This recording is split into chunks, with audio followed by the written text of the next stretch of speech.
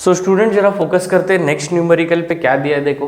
A body weighing 300 newton is resting on a rough inclined plane making an angle 30 degree with the horizontal. Calculate the pull applied parallel to the plane to move the block up the plane if mu is equal to 0.35। If mu is equal to 0.35। अभी देखो student, इसमें मैं first of all given diagram बना रहा हूं।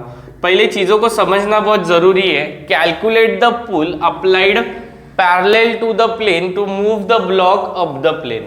मतलब पिछला वाला जो न्यूमेरिकल था उसमें क्या हो रहा था, ब्लॉक जो है वो नीचे आ रहा था, बॉडी जो है वो नीचे आ रहा था। ये केस में ब्लॉक को क्या है, ऊपर लेके जाना है।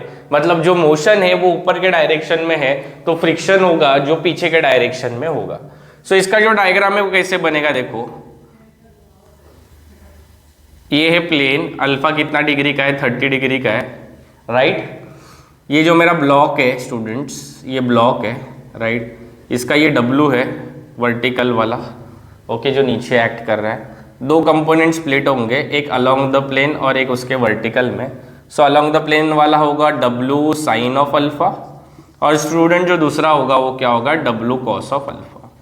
ये डब्लू कॉस ऑफ अल्फा को बैलेंस करने के लिए एक नॉर्मल रिएक्शन रहेगा, वो क्या रहेगा, आर। बॉडी का मोशन क्या बोला है, फोर्स ऐसा लगाना है कि बॉडी ऊपर जाए तो मोशन जो होगा वो ऊपर के डायरेक्शन में होगा, मतलब जो पी होगा वो ऊपर के डायरेक्शन में होगा। बट मोशन ऊपर है मतलब फ्रिक्शनल फोर्स जो रहेगा वो अपोजिट डायरेक्शन में रहेगा, जो कि किसके बराबर होगा, म्यू इंटू आर के बराबर होगा। किसके बराबर होगा, म्यू इंटू आर के बराबर होगा।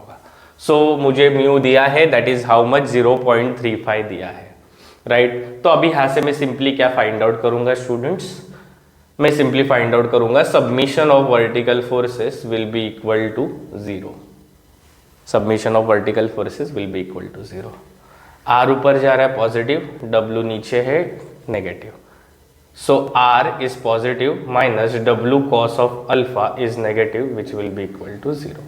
Therefore R is equal to W cos of alpha। W की जो वैल्यू दिया है स्टूडेंट वो कितना दिया है, 300 न्यूटन दिया है। So that is nothing but 300 cos of how much degree it is, 30 degree। So R is equal to, that is normal reaction will be equal to 300 cos of 30 degree। That comes to around 259.80। कितना है students, 259.80 newton. 81 लिख लो, 81 newton. This is the value of R, that is normal reaction जो हमने find out किया है। इसके बाद स्टूडेंट हम लोग कैलकुलेट करेंगे फ्रिक्शनल फोर्स की वैल्यू, जो कि किसके बराबर होती है, म्यू इंटू आर के बराबर होती है। म्यू की value is nothing but 0.35 into जो आर की वैल्यू है 259.81। सो 0.35 multiply by 259.81 which will be equal to 90.93 newton. This is nothing but value of मेरा limiting frictional force, that is F. Normal reaction मिल गया, फ्रिक्शनल फोर्स मिल गया। अभी मुझे क्या फाइंड आउट करना है student, that is nothing but P find out करना है, कि फोर्स फाइंड आउट करना है, right. Submission of vertical forces will be equal to 0। P ऊपर जा रहा है, राइट में जा रहा है पॉजिटिव, माइनस F नीचे जा रहा है negative, minus W sine of alpha नीचे जा रहा है नेगेटिव, लेफ्ट में जा रहा है मतलब। सो देयरफॉर P की जो वैल्यू आएगी वो क्या आ जाएगी, F plus W sine of alpha. F की जो वैल्यू है स्टूडेंट्स कितनी आई, 90.93 प्लस W की वैल्यू है that is nothing but 300 sine of 30 degree, तो which will be equal to 90.93 plus sine 30 की वैल्यू हाफ होती है और 300 है, तो 300 का हाफ जो होगा स्टूडेंट वो कितना होगा, 150 होगा। So 90.93 plus 150 which comes to around 240.93। इतना न्यूटन है, इतना न्यूटन है। किसकी वैल्यू आ गई है, फोर्स की आ गई। इतना फोर्स लगाने पे बॉडी ऊपर जाएगा, बॉडी ऊपर जाएगा।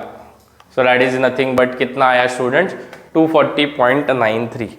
सिंपल है, वर्टिकल फोर्सेस 0, आर ऊपर जा रहा है, डब्ल्यू नीचे आ रहा है, आर मिल जाएगा 259.81।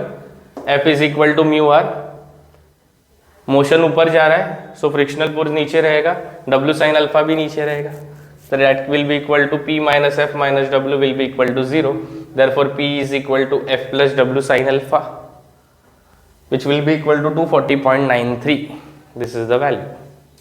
So please take a note of it.